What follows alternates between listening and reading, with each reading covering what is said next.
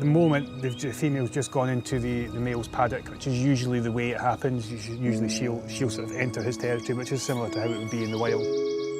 And so far they've kind of walked past each other, not showing a massive amount of interest.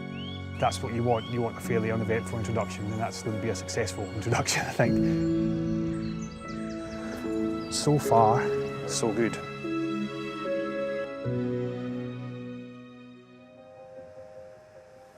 Quite happy in each other's presence so far. And this is the male at the back, and the female, you can see she is much larger.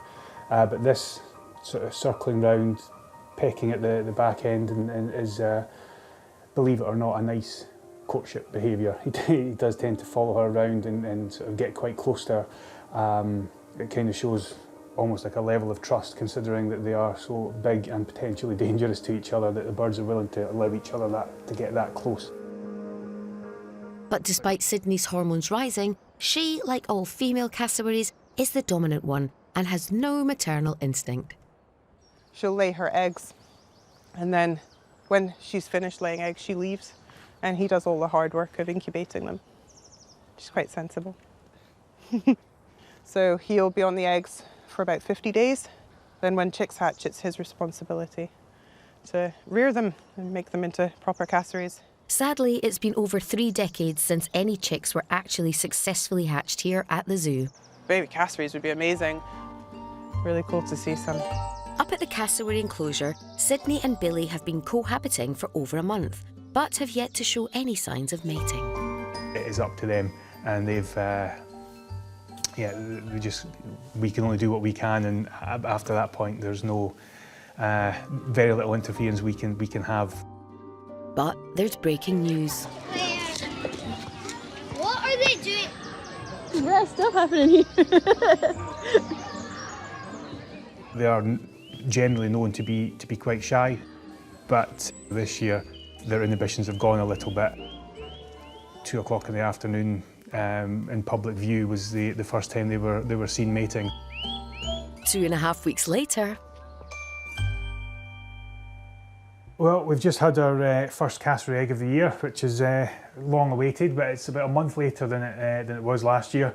So we're beginning to get a bit worried. But no, she's laid her first egg, and thankfully she's laid it inside. As you can see, it's a nice big bright green egg, which is the size of my hand. CCTV captured the moment Sydney had laid her first egg of the season.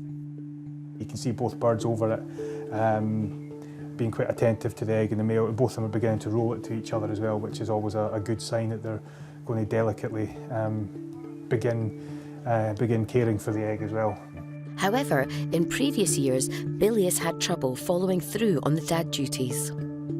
The issue comes with the hatching stage, with the male not being very good at hatching chicks very well. So the plan this year is for Sean and the team to hand rear any chicks, rather than relying on Billy's not-so-great parenting skills. Basically, from now on, it's going to be the new challenge, and it's from now on that we're going to change a few methods in order to try and get that success. So this is where it becomes that little bit more difficult, because it's not routine. It's out with the comfort zone. It's all new aspects of husbandry for us. So this is where the real work will happen, because it is all new from this point in for us. Over the next few weeks, Sydney has been busy successfully popping out more eggs. And with the incubator installed close to hand in his office, Sean can make sure they're slowly rotated and kept at the correct temperature. But all these eggs have given him something else to worry about. Just wondering how many are going to be fertile. How much havoc that's going to cause when we have to rear all 5. The chaos that's about to happen. Be fine. They'll be fine. But for now, the eggs will get lots of love and attention in the hope that this is the year Sean's dream of young cassowaries will be realised. It's just having a bit of patience.